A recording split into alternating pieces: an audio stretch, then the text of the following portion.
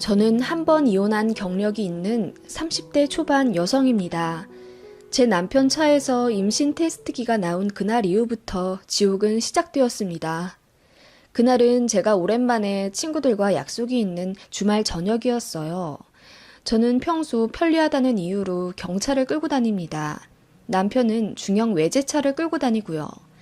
그날 약속 장소가 갑자기 외곽 지역 쪽으로 바뀌어서 제가 경차를 두고 남편 차를 끌고 간다고 통보했습니다. 솔직히 말해 남편 차도 아니고 같이 대출금 갚아나간 차이기 때문에 공용차라고 볼 수 있어요. 평소 같았으면 그냥 아무렇지 않게 차키를 건네줄 남편이었지만 그날따라 안절부절 못하며 오늘 엔진오일 경고등이 떴다는 둥, 차가 너무 더러운데 그냥 제 경차 타고 가면 안 되냐는 둥, 그 차를 못 타게 하더라고요. 저는 약속 시간에 촉박해서 상관없다고, 엔진오일 경고등은 내가 보고 알아서 하겠다고 하고 차키를 뺏어들다시피 하며 엘리베이터를 탔습니다. 그런데 막상 차에 타니 차가 더럽기는커녕 엄청 깨끗하고 엔진오일 경고등도 안 떠 있더라고요. 뭐지? 하는 생각도 잠시, 약속에 늦어 정신없이 운전해서 달려갔습니다. 그렇게 시간을 보내고 귀가하던 중 스마트폰 배터리가 다 되어 충전을 좀 하고 싶었어요. 그래서 연결하는 줄을 찾으려고 글로브 박스를 열었는데 저는 처음 보는 화장품 파우치 같은 게 있더라고요. 저는 그 자리에서 화장을 고치거나 한 적이 거의 없기 때문에 글로브 박스에 파우치를 두고 다니지 않아요. 그거 보자마자 남편 옷을 따라 이상한 행동한 것도 그렇고 문득 불안한 직감이 들어서 갓길에 차를 세우고 미친 듯이 열어봤습니다. 파우치를 열어보니 립스틱이랑 파우더 같은 화장품들이 들어있었고 임신 테스트기 하나도 있더라고요. 여기 계신 분들 중에 남편 바람 피웠던 경험 있으신 분들 계실 거예요. 처음 증거 발견했을 때 어떠셨나요?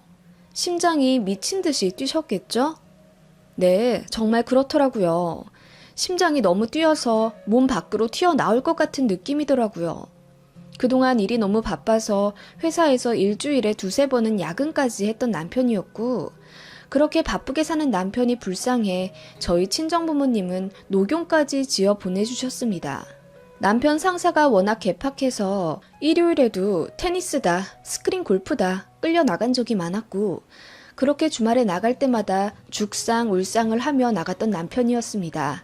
저는 안쓰러웠고요. 그런 남편의 모습이 주마등처럼 떠올랐고 배신감이 미친 듯이 밀려들어와 뒤늦게 눈물이 폭포처럼 쏟아져 내리더군요. 연애하면서 그리고 결혼 생활하면서 남편의 외도는 단 한 번도 의심해본 적이 없습니다. 아니, 남편 폰을 몇 번 본 적이 있는데 그때마다 너무 깨끗했고 집에서는 항상 가정적인 남편이라 설거지며 청소도 도맡아 했던 남편이었어요. 그래서 맞벌이 하면서 을에 갖는다는 집안일 분배 갈등도 저희 부부는 없었고 다만 저희에게 아이가 안 생겨 고민이었습니다. 결혼 4년 차가 되어가는데도 임신 한 번 되지 않아서 저는 회사 다니면서 정기적으로 산부인과도 다녔어요. 저에게는 아무 이상이 없고 오히려 자궁이나 난자 상태가 평균 나이보다 어리고 건강하다는 소견까지 받았습니다. 남편도 아이를 갖고 싶어 하는 입장이라 그러면 같이 난임병원 다니면서 알아보자고 했더니 곧 죽어도 본인에겐 아무 이상이 없답니다. 그러면서도 아이는 갖고 싶어 하는 게 모순이더라고요. 그래서 딱 올해까지만 자연 임신 기대해보고 계속 안 되면 내년부터는 난임병원 다니자고 했어요. 남편은 계속 싫어하는 눈치더라고요. 시어머니께서도 임신을 엄청 재촉하셨습니다. 남들은 결혼하고 1년도 안 되어서 임신하고 손주 안겨주는데 저희는 왜 이렇게 늦대냐며 구박 아닌 구박도 많이 하셨죠. 제가 일하는 스트레스 때문에 자꾸 임신이 안 되는 거 아니냐면서 잘 다니고 있는 직장을 관두라고 종용하실 때도 있었고 제가 남편보다 2살 연상이거든요. 나이가 많아 그런 것 아니냐면서 임신에 좋다며 어디서 출처 불분명한 약초들을 집에서 야매로 다려 저에게 보내주시기도 했습니다. 뭐뭐 들었냐니까 시어머니 본인도 모른다네요. 그런 걸 어떻게 먹습니까? 당연히 싱크대에 다 부어버렸죠. 물론 시어머니에게는 먹었다고 했습니다. 안 그러면 잔소리 엄청 나시거든요. 아무튼 저희 부부는 그런 상황이었지만 사이는 좋은 편이었어요. 남편은 애처가 소리도 들을 정도면 말 다 했죠. 연애 때도 저에게 참 잘했거든요. 시어머니가 임신 스트레스 주시는 것만 빼면요. 그런 사람 차에서 여자 화장품과 임신 테스트기가 나왔다는 사실은 저에게 하늘이 무너지는 충격과도 같았습니다. 그 와중에 다행인 건 두 줄이 아니라 한 줄이라는 사실이었고, 그런 제 모습이 스스로 웃기더라고요. 집에 귀가하지 않고 카톡에도 답장 없는 저에게 남편은 계속 전화를 하기 시작했습니다. 평소엔 제가 연락이 없어도 그렇게까지 집착하며 부재중 남기지 않습니다. 차 못타게 했던 거 하며 지금 이렇게 미친 듯이 전화하는 거 보면 뭔가 캥겨도 단단히 캥긴다는 뜻이겠죠. 전화 안 받고 바로 친정으로 차를 돌렸습니다. 그런데 친정 부모님 아파트에 차는 됐어도 막상 올라가기가 두렵더라고요. 부모님 가슴에 대목 받을까 봐요. 그렇게 주차장에서 엉엉 통곡하니 새벽 1시가 되어 있더라고요. 뭐가 되든 결론을 내자 싶어서 집으로 갔어요. 그 파우치를 손에 들고요. 집에 가니 자고 있을 남편이 웬일로 깨어 있더라고요.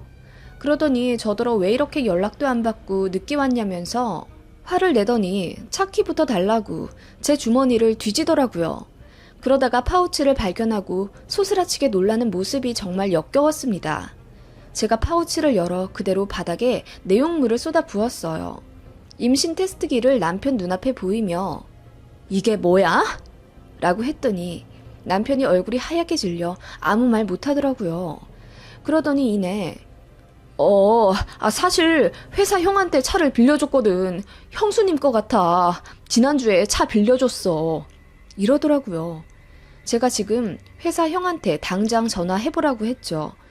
그랬더니 지금 새벽 1시인데 저더러 제정신이냐며 도리어 화를 내기 시작했습니다. 저더러 의붓중이라면서 매일 주말까지 힘들게 일하는 남편을 지금 의심하는 거냐며 난리를 치더라고요. 새벽 1시에 회사형 깨우는 건 안 되고 이웃 주민 깨우는 건 되나 봅니다. 그렇게 길길이 날뛰면서 그 파우치를 다시 뺏어가려는 거예요. 그래서 저는 그걸 사수하려고 했고 몸으로 신랑 일을 벌였어요. 그런데 남편이 그대로 저를 온 힘을 다해 현관에 밀어버리더라고요. 그래서 저는 신발장 모서리에 허리를 박아서 정말 큰 고통을 느꼈습니다. 그 와중에 남편이 저에게 폭행을 가했다는 사실에 다시 한번 하늘이 무너지는 것 같았어요. 남편이 저에게 미안해할 줄 알았는데 오히려 씩씩대면서 저에게 "지금 뭐 하는 거야? 이거 형수 거야. 당신이 생각하는 그런 의심스러운 상황 아니라고. 내가 몇 번을 말해. 아니, 새벽까지 연락도 안 되고 어디 있다 온지도 모르는 당신이 더 의심스러운데? 바람은 네가 피우고 지금 나 뒤집어 씌우려는 거지? 하며 윽박지르더라고요. 최소한 무릎이라도 꿇으며 미안하다고 할 줄 알았는데 오히려 적반하장으로 나오니 제 머리가 하얘지더라고요. 아무튼 그 와중에 파우치는 꼭 사수해야 했습니다. 그런데 남편은 우악스럽게 임태기를 빼앗더니 그대로 부엌에 성큼성큼 가더라고요. 그리고 남편이 찬장을 뒤져 믹서기를 꺼내더니 그 임태기를 그대로 갈아버리더라고요. 엄청난 소음을 내며 그대로 부서져 버렸고 남편이 산산조각난 그 형체도 알아볼 수 없는 임태기를 남편이 그대로 쓰레기통에 넣더라고요. 제가 소리를 지르며 미친놈이라고 욕했더니 남편이 핸드폰을 들어 녹음을 하기 시작하더라고요. 의부증에 언어폭력으로 저에게 위자료 받고 이혼하겠대요. 불과 7시간 전까지만 해도 천사 같았던 남편이 이렇게 돌변한 겁니다. 이렇게 갑자기 모든 것이 바뀐 상황이 지옥 같았고 그 와중에 정신 차리자 싶어서 어떻게든 남은 증거물이라도 사수하자 싶었어요. 남편이 제 생각을 알았는지 파우치까지 뺏어가려고 했고 제 옷을 뒤져 차키를 뺏으려고 하더군요. 그러다가 안 되겠다 싶었는지 지 방으로 가더라고요. 여분 차키가 하나 더 있거든요. 제가 그 틈을 타서 파우치와 그 임태기 조각을 가지고 미친 듯이 밖으로 나왔습니다. 남편이 뒤늦게 저를 잡으려고 현관을 나서더라고요. 엘베를 보니까 꼭대기층에 가 있고 남편은 또 저를 쫓아올 것 같은 그 다급한 상황에서 저는 계단을 택했고 넘어지다시피 하며 계단을 내려왔어요. 남편도 괴성을 지르며 따라오더라고요. 소름이 돋아서 지금도 그때 생각만 하면 오싹합니다. 그렇게 제가 찰나의 순서로 먼저 차에 도착했고 앉자마자 차를 잠궜습니다. 남편이 문을 미친 듯이 두드리더라고요. 그대로 아파트 밖으로 빠져나갔습니다. 울면서 운전하다가 어느 한가해 보이는 공터에 차를 대고 또 하염없이 울었어요. 그러다가 정신 차리고 블박을 뒤지기 시작했습니다. 별거 안 나오더라고요. 회사, 집 왔다 갔다 하는 기록만 남아 있었고요. 다만 조금 다른 점은 음소거를 해놨다는 점이었습니다. 남편은 평소에 저에게 늘 블박 음성을 켜넣으라고 합니다. 사고 시 제가 한 말이나 놀라서 소리 지르는 것이 증거로 쓰일 수 있다며 꼭 소리도 녹음되어야 한다고 하는 사람인데 그런 사람이 블박 음소거를 해놓다니 의심스러운 게 한두 개가 아니거든요. 그제서야 제가 성급히 남편에게 모든 걸 오픈한 게 어리석었다는 생각이 들더라고요. 티 내지 말고 천천히 증거 수집해서 나중에 터뜨려야 했는데 순식간에 패닉이 오니 저도 모르게 이성을 잃었던 것 같습니다. 이렇게 된 거 뭐 어떻게 하겠어요. 남편은 지금쯤 본인 핸드폰이랑 집 구석구석을 뒤져 모든 것을 초기화시키고 있을 테고 저는 하나 남은 이 차라도 샅샅이 뒤져 무어라도 더 캐내자는 심정이었습니다. 그렇게 블박에 매달려 지난 시간을 보고 있는데 지워지기 직전인 한 달 전에 찍힌 영상에 눈을 의심하는 뜻밖의 인물이 나타난 걸 보게 되었어요. 그건 바로 시어머니였습니다. 저희는 시댁 갈 때 차 밀린다는 이유로 거의 KTX를 타고 다니고 이 차를 끌고 시댁에 방문한 적은 없습니다. 그런데 한 달 전에 시어머니가 이 차에 타셨다니요. 말도 안 되는 이야기입니다. 이상해서 시어머니가 차 앞 유리창에 찍힌 그 시점 전후로 미친 듯이 보기 시작했습니다. 불행 중 다행인 것은 시어머니가 차에 탄 날은 블박에 녹음이 되어 있더라고요. 시어머니가 가신 이후부터 다시 음소거가 시작되었고요. 그 와중에 정말 다행이었습니다. 정황은 이랬어요. 차는 남편 회사 주차장에 대여져 있었는데 차량 앞으로 시어머니랑 남편이 찍히더라고요. 앞에서 무언가 얘기하더니 시어머니가 주위를 두리번거리며 차에 타서 얘기하자는 뉘앙스로 표현했고 그렇게 두 모자가 차에 타자마자 언성을 높여가며 이야기를 나눈 것이 모두 블랙박스에 녹음이 되었습니다. 엄마, 현지를 왜 만나? 아니, 그래서 빨리 어떻게든 결정을 좀 해. 너나 세아가나 나이는 자꾸 먹어가는데 어쩔 거야. 현지랑 언제까지 만날 수 있을 것 같아? 현지가 헤어지자고 하면 어쩔 거고. 그럼 너만 낙동강 오리알 되는 거야. 엄마, 내가 알아서 잘 정리해볼게. 아무튼 난 지금이 좋아. 현지도 아직 결혼은 하고 싶지 않은가 봐. 내가 현지한테 전화해보리? 저번에 나랑 만났을 때는 어머님 하면서 현지도 너랑 빨리 결혼하고 싶다고 그랬단 말이야. 애가 어려서 말만 그렇게 하지 막상 결혼하자고 하면 빼. 튕기는 거야. 네가 잘 좀 구슬려봐. 그런데 만난 지 벌써 1년이 넘었는데 아직도 임신이 안 되니? 그러네. 진짜 나한테 문제가 있긴 한 건가? 네 형처럼 너도 정자 상태가 안 좋은 거 아니니? 아이 엄마, 남사스럽게 그런 말을. 아니, 검사라도 좀 해봐. 세아기도 그렇고 현지도 그렇고 왜 관계를 하는데 임신이 안 돼? 엄마, 검사는 죽어도 싫어. 엄마는 아들 둘 있는 게 전부 남자 구실 못하는 놈들이었으면 좋겠어? 아무튼 내가 알아서 할게. 그리고 현지한테 그만 연락해. 부담스러워해. 네가 우유부단하게 행동하니 그렇지. 둘 중에 하나 빨리 정리하고 빨리 애 가져. 네 아빠 유산 작은 아빠한테 다 가게 생겼어. 엄마, 알겠어. 그만 좀 해. 그렇게 시어머님은 차에서 통화를 좀 더 하시다가 둘 다 차에서 내리시더라고요. 그 이후로는 별거 찍힌 거 없고요. 정말 황당하더라고요. 그 20분 남짓 대화 내용으로 보아 시어머니는 남편 상간녀의 존재를 확실히 알고 있었습니다. 따로 만나고 전화통화까지 할 정도였으면 꽤 친밀하다는 얘기였고요. 그리고 유산에 관한 얘기는 시아버지 쪽에 현재 가치 120억 정도 되는 땅이 있는데 그 땅이 작은 아빠에게 가게 생겼습니다. 가정사가 있어 자세히 말은 못하지만 작은 아빠 쪽으로 못 가게 하려면 형님이나 남편이 아이를 가져야 하는데 아주버님은 난임병원에서 이미 정자 건강이 안 좋다는 판정을 받으셨습니다. 그래서 난임병원 다니며 형님네 부부가 노력하고 있고요. 남편도 그걸 잘 알고 있어요. 그래서 저도 같이 병원에 다니자고 했던 건데 남편은 본인도 정자가 비실비실하다는 소리를 들을까봐 그런지 곧 죽어도 병원 가서 검사는 안 하겠다고 고집 부리더라고요. 이해는 안 가지만 남자 자존심이라 그런가 싶어서 조금 시간을 두고 이해하고 있던 상황이었습니다. 아무튼 많은 증거가 손에 들어왔잖아요. 그대로 동트기만을 기다려 변호사 사무실에 찾아갔습니다. 제가 가져간 모든 것들은 외도 증거가 되기에 충분했고 제가 집에서 남편에게 폭행당하는 모습도 영상에 있어서 다행이었습니다. 제가 남편 대면하기 전에 동영상 켜놓고 집에 들어갔거든요. 그 길로 병원에 가서 허리로 전치 2주 진단 받았고 신경정신과까지 가서 모두 진단서 받아냈습니다. 그리고 시어머니에게 찾아갔어요. 시어머니는 이미 남편에게 모든 이야기를 들은 상태였고 제가 쳐들어갈 것까지 예상하셨는지 굉장히 의연한 모습으로 절 대하시더라고요. 제가 녹화 켜놓고 얘기할 거라는 걸 예상하셨는지 계속 발뺌하시더라고요. 글쎄, 우리 아들은 그런 적 없대도 너 의부증이 너무 심한 것 아니니? 어머님, 현지랑 따로 만나기도 하셨잖아요. 계속 오리발 내밀지 말고 이제 사실대로 좀 말하세요. 어머님 그러시면서 저한테 시어머니 대접은 받고 싶으셨어요? 뭐? 시어머니 대접? 의부증에다 싸가지까지? 안 그래도 너 마음에 안 들었는데 이참에 이혼해라 그냥. 나이도 많아서 임신도 안 되나 본데 너 같은 하자 있는 년은 나도 빨리 치워버리고 싶다. 네? 하자가 있다고요? 하자는 어머님 아들이 있는 거고요.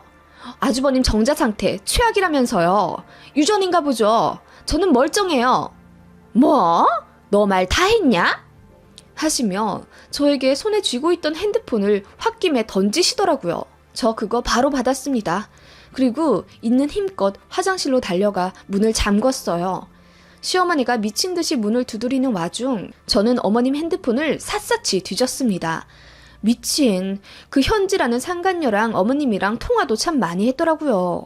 남편이랑 상간녀랑 둘이 데이트하는 사진도 어머님한테 보냈더라고요. 어이가 없었습니다.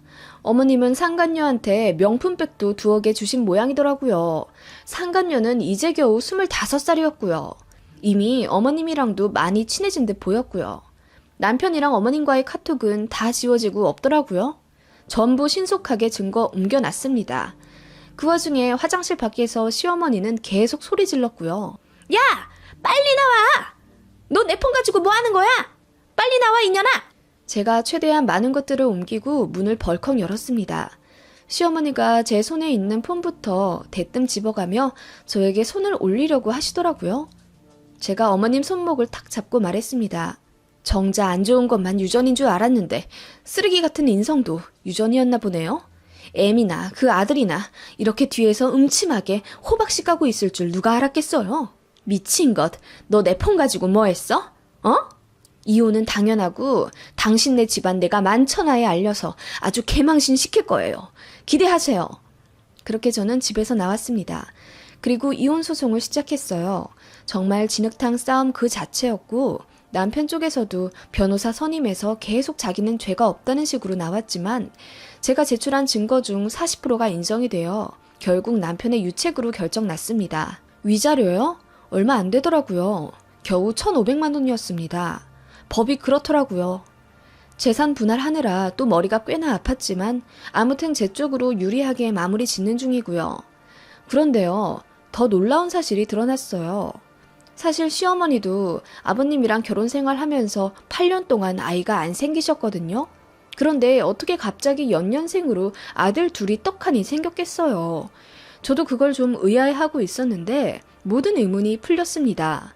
이혼 진행하는 과정에서 남편 쪽 친척에게 들은 사실인데 시아버지도 정자 상태가 안 좋은 건지 아닌 불구인 건지 계속 임신이 안 되었고 어머님은 그런 시아버지에게 지쳐서 외도를 하셨다네요.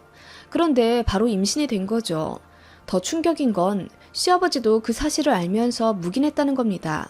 어머님이 외도하고 나서야 아이가 생긴 게 드러나면 사람들 앞에서 아버님 본인이 남자 구실 못한다는 게 증명이 되니까요. 정말 콩가루 집안이었지 뭐예요. 친정부모님은 제가 아이가 안 생긴 채로 이혼해서 오히려 다행이라고 저를 토닥여 주셨습니다. 제가 그런 막장 집안에 감쪽같이 속아서 결혼했다는 사실에 한동안 자괴감이 들었었는데 솔직히 작정하고 속이는데 당해낼 사람이 어디 있나 싶고요. 시어머니는 그 이후로 저희 친정집에 쳐들어와서 아들 인생 책임지라며 난리쳤고 저희 엄마가 변기에서 물 퍼내서 시어머니에게 부어버리고 쌍욕하며 내쫓으셨습니다. 현지라는 상간녀는 남편 회사 같은 건물에 있는 다른 회사 계약직 사원이었더라고요. 그런데 그냥 전 남편이랑 전 시모가 명품도 사주고 그러니까 1년이나 옆에 붙어 있었는데 저희 이혼 소송하는 과정에서 헤어진 것 같더라고요.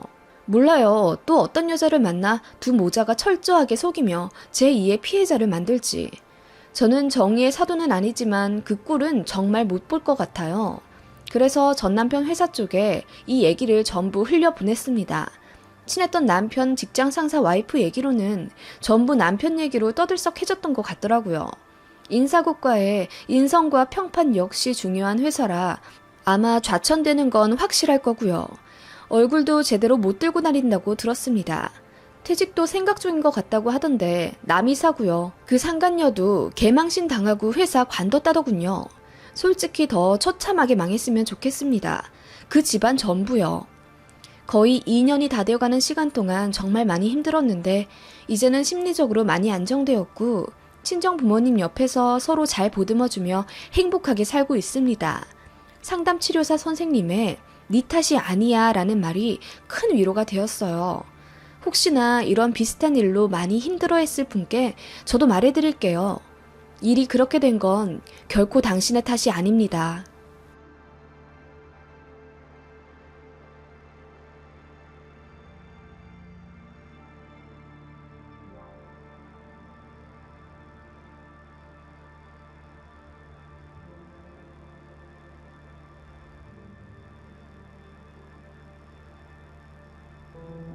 안녕하세요. 저도 이곳 사연 게시판을 참 자주 보는데요. 4년 전 위암 수술 받고 회복하면서 이곳이 많은 위안이 되었습니다. 당시 건강도 건강이지만 시댁 때문에 너무 큰 스트레스를 받아 저도 이곳에 올려보고는 싶었지만 누군가 알아볼까봐 참아 쓰진 못했는데 시간이 많이 지나 이제는 용기 내어 한번 써봅니다. 제가 너무 심했는지 궁금하기도 하고요. 저는 현재 시댁과 연락하지 않고 있습니다. 시어머니랑 쌍욕 주고받고 대판 싸운 이후로 사실상 절연 상태죠. 어떻게 시모랑 그렇게까지 심하게 싸우게 됐냐고요? 앞서 저희 시모에 대해 간단하게 설명할게요. 저희 시모랑은 결혼 초부터 크고 작은 트러블이 많았습니다. 며느리만 셋인 저희 시댁인데 동서들 사이를 이간질하며 누가 더 시댁에 잘하나 묘하게 경쟁시키는 그런 분이었습니다. 큼지막한 사건으로는 새로 들어온 막내 며느리가 시부모님 들이라며 굴비를 보냈는데 니들은 뭐하냐. 막내 며느리가 말하기를 손윗 동서들한테 배울 점이 없다더라 어쩌고 저쩌고 해서 첫째, 둘째 며느리가 막내 동서에게 화가 나서 물어보면 그런 말 한 적은커녕 심지어 굴비도 아닌 그냥 멸치 한 박스 보냈던 거더라고요. 뭐 첫째 며느리 연봉이 1,500만 원이나 올랐다 어쩐다 하며 다른 며느리들 기 죽여놓곤 나중에 확인해보면 전혀 사실이 아닌. 뒤늦게 진실을 알게 된 며느리들이 시모에게 항의하자 시모는 모르쇠로 일관하며 착각했다고 하며 도리어 며느리들이 시어머니 잡는다며 피해자이신 척 하더라고요. 지금 생각해보면 약간 소시오패스 끼가 있는 분이 아닐까 싶은데요. 아무튼 이런 일들이 비일비재했습니다. 시어머니 때문에 결혼 초반 서로 미묘하게 사이 안 좋았던 며느리들은 모든 오해를 풀고 나중엔 똘똘 뭉쳐서 끈끈해졌어요. 그래서 셋째 며느리가 들어온 지 2년 좀 지나서부터 시어머니에게 역공격 작전을 펼치기 시작했죠. 어머님, 우리 막내 동서가 그런 말 한 적 없다고 하는데 왜 또 거짓말이세요? 아니, 거짓말이라니. 내가 나이가 먹어서 깜빡깜빡한다. 좀 헷갈릴 수도 있는 거지. 거짓말했다고 몰아가는 게냐? 어머님, 깜빡깜빡 하시다뇨. 벌써부터 그러시니 걱정이네요. 병원이라도 알아봐 드릴까요? 아무래도 뇌검사를 좀 받아보셔야겠어요. 뇌검사? 치매라는 거냐? 니들 진짜 웃긴다. 하시며 속상하다고 아들들한테 하소연하셨습니다. 이 과정에서 시모는 며느리들에게 깊은 앙심을 품게 되신 것 같아요. 사실 안 그래도 시어머니 때문에 형제들 모두 부부싸움을 자주 했거든요. 특히 막내 서방님 부부 사이가 심각하게 좋지 않았습니다. 막내 동서가 저에게 시어머니 너무 싫다고 하소연도 많이 했었는데 둘이 몇 년 동안 사내에 만에 싸우다가 결국 이혼하더라고요. 그래서 막내 서방님은 이혼 후에 시어머니를 아예 안 보고 삽니다. 첫째 아들인 형님네는 호주로 이민을 가게 됐고요. 그 불똥이 고스란히 저에게 튀었죠. 솔직히 막내 아들네가 그렇게 되면 아무리 어른이라도 본인 잘못을 좀 뉘우치고 변할만 하지 않나요? 저희 시어머니는 막내 서방님이 이혼한 이유가 며느리들이 제대로 집안 컨트롤을 못해서라며 저희 탓을 또 하더라고요. 니들이 잘 좀 해서 막내 동서를 달랬어야지. 손이 동서들이 돼가지고 막내가 그렇게 이혼할 때까지 손을 놓고 있었다냐? 형제 식구들이 잘 되면 어머님 덕분, 못하면 다 저희 며느리들 탓이라며 그렇게 결혼하고 15년 넘게 괴상한 시어머니로부터 스트레스를 엄청 받고 살았습니다. 아들들도 어머니에게 진절머리는 나지만 솔직히 아들 셋 모두 괜찮은 대학 들어가서 밥벌이 잘하고 살거든요. 그렇게 만드신 공이 솔직히 말해 시어머니십니다. 시아버지는 공무원 생활을 오래 하셨긴 했지만 친구들을 워낙 좋아해서 술값으로 거의 돈 다 써버리시고 퇴직하고 나서는 그나마도 모은 돈을 몽땅 주식으로 까먹어버리셨어요. 실질적인 가장 노릇은 시어머니가 하셨고 교육열이 높으셔서 세 아들 모두 잘 가르쳐 놓으셨습니다. 그런 점 때문에 솔직히 본인 어머니가 이상하다는 걸 알면서도 자식들 입장에서는 매몰차게 뭐라고 할 수가 없었던 거죠. 시어머니가 사실상 아들들한테는 끔찍했으니까요. 그리고 조금이라도 반항하면 시어머니는 거의 식음을 전폐하며 머리 싸매고 방을 한 발자국도 안 나가십니다. 고집이 대단하세요. 그래서 형제들이 택한 생존 방법은 어머님 앞에선 어머님 편을 들고 부인 앞에선 부인 편들기였어요. 참 저희 부부도 많이 싸우긴 했는데 애들도 생기고 나이도 먹으니 그냥 좋은 게 좋은 거라고 어차피 변하지 못할 시어머니시니 서로 적당히 위로해가며 최대한 평화를 지키며 살게 되었어요. 며느리들 잡기에 가장 좋은 주제는 뭐니 해도 우리 아들 밥 뭐 해먹이고 사는지에 대한 관심이죠. 시어머니는 막내 아들이 이혼하고 첫째 아들네가 호주로 이민 간 이후부터 더욱 저희 집에 집착하기 시작하셨습니다. 저희 애들 초등학교 들어갔을 때는 손자들 보며 살고 싶다고 저희 아파트 단지 옆동으로 이사도 오실 정도였습니다. 무려 시어머니 혼자서요. 저 몰래 부동산 왔다 갔다 하시더니 저희 아파트 단지 제일 작은 평수에 전세로 들어오셔서 4년이나 살다 내려가셨습니다. 그래서 저희 애들을 봐주셨냐고요? 아니요. 그냥 애들 귀여운 재롱만 잔뜩 누리시곤 애들 한번 제대로 봐주신 적이 없습니다. 무조건 저 있을 때 같이 애들 보려고 하셨고 혼자서는 절대 안 보시더라고요.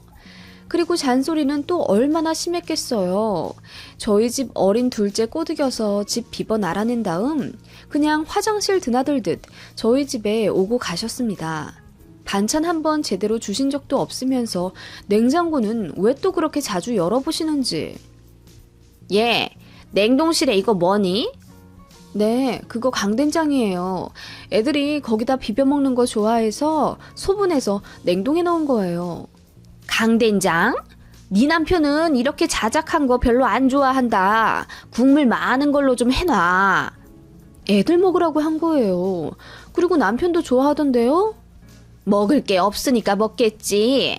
우리 아들은 비벼 먹는 거 안 좋아해. 와이프 때문에 입맛도 강제로 변했구먼. 어머님, 무슨 말씀을 또 그렇게 하세요? 누가 들으면 저희 남편 제대로 먹지도 못하고 사는 줄 알겠어요. 그리고 애들 앞에서 제발 그렇게 좀 말씀하지 마세요. 뭐? 에휴, 남들은 아들 셋 있다고 효도 받으면서 살겠다 하던데 아들이고 며느리고 죄다 애미 무시나 하고 있는데 사람들은 알까 몰라. 어머님, 진짜 왜 그러세요? 어머님은 그런 식으로 저를 참 많이도 긁으셨죠. 물론 저도 내내거리며 살진 않았죠. 할 말은 다 하고 살긴 했지만 시어머니는 참 지독하셨습니다. 오죽하면 시아버지도 두 손 두 발 다 들고 집 나가 살고 계시겠어요. 두 분은 저런 상태세요. 따로 사십니다. 남편도 그런 시어머니 때문에 제가 힘들어 한다는 걸 잘 알고 있었고, 되도록이면 제 편을 들어주려고는 했죠. 가뜩이나 애들이 머리가 커지기 시작하면서 본인 할머니가 괴팍하다는 사실을 인지해갈 정도였으니까요. 시간이 점점 흐르면서 시어머니는 본인이 외톨이가 되었다는 걸 철저하게 느끼시곤 더욱더 심술을 부리시곤 했어요. 어느 순간 그 타겟이 오롯이 제가 된 것 같더라고요. 결혼 생활하며 시간이 지날수록 저도 어머님께 할 말 다 하고 살고 이따금 전화도 안 받았거든요. 그리고 명절에 저한테 헛소리하며 또 속 긁으시면 그냥 그 자리에서 일어나서 집에 온 적도 있어요. 애들도 남편도 두고 저 혼자. 솔직히 십수년 동안 별 사건이 다 있었는데 어머님이라고 저를 좋아하시겠어요? 미운 정도 아니고 그냥 제가 미우신 것 같더라고요. 그래도 남편이랑 애들 덕분에 이혼 생각까지는 하며 살진 않았지만 시어머니로부터 시집살이를 겪으면서 받은 스트레스는 정말 무시 못했습니다. 그러던 어느 날 심한 복통으로 병원에 가게 되었고 평소처럼 그냥 위염이려니 하고 약만 받고 가려다가 어떻게 하다 보니 위 내시경까지 받게 되었습니다. 그 결과 위암 진단을 받게 되었죠. 중학생, 초등학생인 저희 아이들이 제일 먼저 생각나더라고요. 그래도 그나마 천원인 것은 암 형성 초기에 발견되었다는 사실이고 수술로 어느 정도 긍정적인 치료를 기대할 수 있다는 것이었습니다. 그래도 제가 암이라는 사실은 참 하늘이 무너지는 충격이었습니다. 가족력도 없었기에 저희 친정 역시 난리가 났었죠. 제 인생 중 유일하게 스트레스 많이 받은 게 바로 시어머니와의 갈등인데 그런 고부 갈등으로 인한 스트레스로 암이 유발된 것은 아닐까 하시며 친정 부모님이 정말 많이 슬퍼하셨습니다. 그래서 저 암 수술하고 나서 저희 남편이 친정에 불려간 적도 있어요. 시어머니로부터 다시는 스트레스 못 받게 하라고. 안 그러면 이혼시키고 애들까지 저희 친정 부모님이 다 데려와 키우시겠다면서 그야말로 엄포를 놓으셨습니다. 남편도 눈물로 후회하며 그동안 일에 바빠 은근히 저와 시어머니와의 상황을 외면했던 지난날을 사과했어요. 미안해. 내가 중간에서 더 잘했어야 했는데 정말 미안해. 됐어. 암 걸린 게 꼭 어머님 때문이라는 증거도 없는데. 아니야. 당신 우리 엄마 때문에 스트레스 많이 받아 했잖아. 내가 정말 미안해. 이제부터 정신 똑바로 차리고 중간 역할 잘할게. 나 믿어줘. 그러니까 수술 잘 받고 이제부터 더 건강해지자. 남편은 그렇게 앞으로 평생 제 편이 되어주겠다며 눈물로 약속했고 저는 암 진단 받은 그 다음 주에 바로 입원해 검사받고 수술을 받게 되었어요. 펫CT 찍어서 다른 곳 전이된 사실 없다는 것까지 확인한 뒤 그렇게 수술 잘 마치고 열흘 만에 집에 돌아왔습니다. 그래도 수술은 수술인지 온몸에 기력이 하나도 없고 너무 힘들더라고요. 며칠 동안 내내 굶다 미음 조금 먹기 시작했으니까요.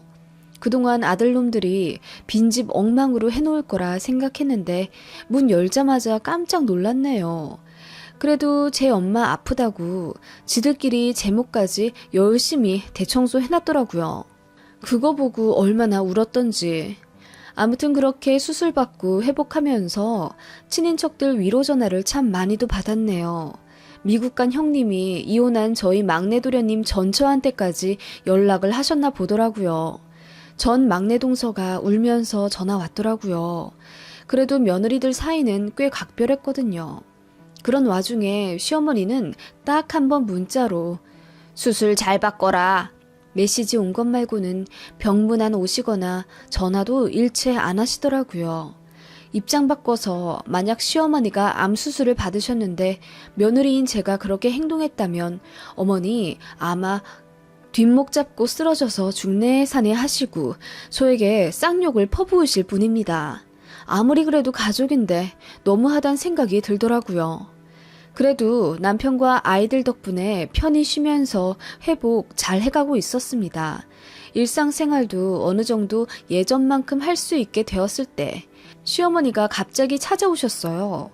저 수술하고 나서 걱정돼서 오셨나 보다 생각이 들었고 그동안 연락 안 하셨다는 서운함을 잠시 잊은 채 어머님을 잘 맞이해드렸습니다. 그런데 제가 암 수술을 받기 전과 너무나도 똑같은 태도이시더라고요. 제 얼굴 보자마자 그래, 수술 받느라 고생했다. 이제 아프지 말거라. 한마디 하시더니 가방을 내려놓기가 무섭게 또다시 냉장고를 열어 에휴, 이건 뭐 어른이 먹을 음식은 하나도 없네. 죄다 환자 음식 아니면 애들 것뿐이라니. 하시며 혀를 차시는 거예요. 네? 그게 무슨 말씀이세요, 어머님? 아니, 그렇잖아. 솔직히 말해서 네가 죽을 병 걸린 것도 아니고 암 초기에 수술한 거면 그냥 작은 혹덩어리 하나 떼어낸 거잖니. 네가 항암을 해서 힘이 쭉 빠져 기어다니는 것도 아닌데 아범 먹을 건 좀 잘해줘야 하지 않겠니? 네? 어머님, 제가 초기였던 건 맞지만 그래도 암 수술이었고 이제 겨우 죽 조금 소화시켜요. 그러니까 진작 네가 몸 조심했어야지. 대번 전처럼 호통치시는 시어머니였습니다. 그리고 아무렇지 않게 소파에 누우시더니 애들 오는 거 보고 저녁까지 먹고 가겠다며 눈을 붙이시더라고요. 저더러 저녁까지 차리라 이거였죠. 저녁은 무슨 아직 기력이 딸려서 애들 밥도 제대로 못 챙겨주는데 제가 이 와중에 시어머니 저녁상까지 차려드려야 하나요? 그냥 문 쾅 닫고 안방 들어가 누웠습니다. 거실에서 뭐라뭐라 궁시렁거리시는 소리가 들리면서 현관문 크게 닫히는 소리가 들리더라고요. 나가셨더라고요. 그 일이 엄청 화가 나셨는지 시어머니는 집에 돌아가시자마자 문자로 저에게 막 뭐라 퍼부으시더라고요. 아프다고 시애미도 안 보이는 싸가지 없는 며느리라면서 집에 돌아오는 길에 얼마나 울었는지 앞이 안 보여서 넘어졌고 무릎에 피가 철철 난다 어쩌고 저쩌고. 그렇게 아프신데 문자는 어떻게 그렇게 길게 쓰셨는지 그냥 답장도 안 하고 남편에게 넘겼습니다. 남편은 문자 보자마자 얼굴이 벌개지며 바로 시어머니에게 전화하며 제발 그러지 좀 말라고 화내더군요. 그러면서 이제 집에 오지 마시라고 큰 소리 치면서 남편이 끊었고 그렇게 그날은 마무리된 듯 했습니다. 그런데 며칠 뒤 정말 황당한 사건이 일어나죠. 시어머니가 웬일로 저에게 택배 보냈으니 잘 챙겨 먹으라 는 문자를 보내시더라고요. 그리고 이튿날 정말로 무거운 아이스박스가 하나 도착했습니다. 어머님이 웬일인가 싶었고 드디어 본인이 너무 하시단 걸 깨달으셨나 하는 생각이 들었어요. 이렇게 저 챙겨주신 적 처음이었거든요. 아이스박스를 열어보는데 뭔가 매캐한 냄새가 나더라고요. 이게 뭔가 하고 활짝 열어본 후 저는 깜짝 놀라 입이 다물어지지 않았습니다. 매운 불족발 2kg에 쑥떡 한가득, 닭똥집 튀김, 수제 돈가스 등등 제가 먹지도 못할 것들이 한가득 들어있더라고요. 어쩜 귀신같이 맵고 기름지고 소화 안 되는 것만 골라 넣으신 건지 너무 황당하고 소름이 끼쳐서 손이 덜덜 떨리더라고요. 저에게 온 택배가 맞나, 혹시 옆집으로 가야 할 택배를 잘못 연 것은 아닐까 싶어서 택배 송장까지 다시 확인할 정도였습니다. 이윽고 분노가 치밀어 올랐고 시어머니에게 바로 전화했습니다. 어머님, 이 택배 저 먹으라고 보내주신 거예요? 받았니? 잘 받았다는 인사를 너는 이렇게 앙칼지게 하니? 네? 위암 수술하고 한 달도 안 된 저한테 매운 불족발을 먹으라고 보내신 게 정말 맞다고요? 그래, 그거 포장한다고 고생했는데 안 터지고 잘 갔지? 어머님, 진짜 해도 해도 너무하신 것 아니에요? 제가 참다 못해 소리를 질렀습니다. 그러자 시어머니도 똑같이 소리를 지르시며 본인이 뭘 잘못했냐고 되려 따지시더라고요. 그리고 덧붙이는 말이 내가 너 먹으라고 보낸 거랬니? 잘 챙겨 먹이라고 보낸 거잖아, 네 남편. 우리 아들 스트레스 받을 때 꼭 맵고 짠 거 먹으면서 푸는데 너 간호한다고 맛도 없는 맹맹한 밥 먹는 게 안쓰럽지도 않아? 그래서 내가 좀 챙겨 먹이라고 보냈다. 야, 너는 네 남편이 잘 챙겨주잖아. 그래서 난 내 아들 챙긴다. 왜?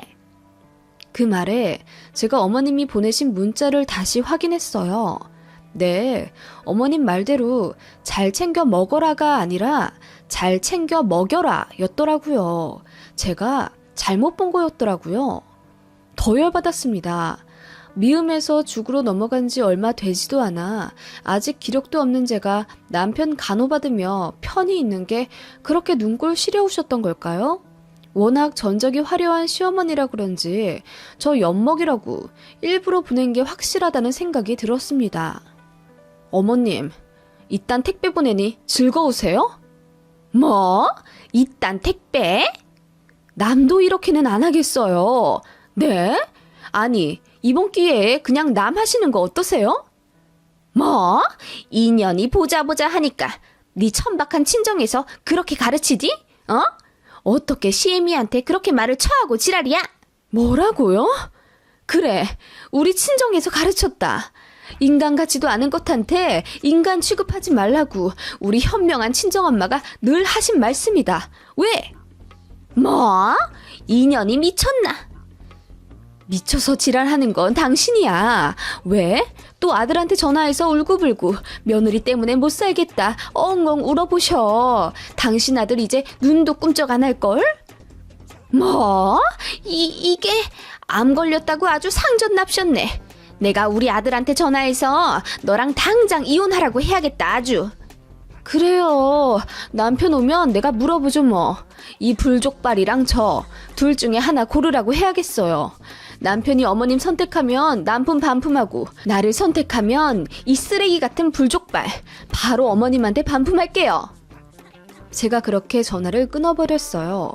결혼하고 처음으로 어머님한테 이렇게 질러본 거였거든요. 상상만 하던 일인데 진짜로 이렇게 내질러버리니 속이 다 시원하더라고요.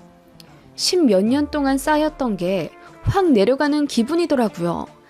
그날 남편한테 제가 택배 보여주니 남편이 소스라치게 놀라며 본인 엄마지만 진짜 미쳤다고 하더라고요. 그러더니 시어머니한테 전화해서 있는 소리 없는 소리 다 질러가며 다신 연락하지 말라고 연 끊는다고 하더군요. 네, 그리고 그 불족발 가득 들어있어 쳐다보기도 싫었던 택배는 고스란히 시어머니 집으로 반품해버렸어요. 한여름이라 다 상해서 도착했겠죠. 시어머니도 자존심 상했는지 그 이후로 연락 없고요. 저도 아예 차단해버렸어요. 그 이후로 그 심술보 가득한 얼굴 안 봐서 좋고 그동안 뭐 때문에 그렇게 참았는지 제 자신이 한심하더라고요. 저 하나 참으면 모두가 평화롭다는 생각에 최대한 참고 살았는데 그럴 필요가 없었다는 걸 너무 뒤늦게 알게 되었습니다. 지금은 남편과 아이들 덕분에 건강관리 잘했고 주 3일 운동도 다니면서 이전보다 더 활기차게 생활하고 있습니다. 아직 산정특례자이지만 조금만 더 있으면 완치 판정 받네요. 시어머니는 가족들 아무도 연락이 안 닿아 혼자 외롭게 지내신다고 하더라고요. 저도 시구모님께 들은 바예요. 저더러 좀 가보라고 말씀하신 게 아니라 시고모님도 시어머니한테 당하신 게 많아서 꽃이다는 뉘앙스로 저에게 전해주신 거고요. 아무튼 이런 일이 있었습니다. 집집마다 사연 하나씩은 다 있다지만 저희 집이 좀 스펙타클한 것 같기도 하네요.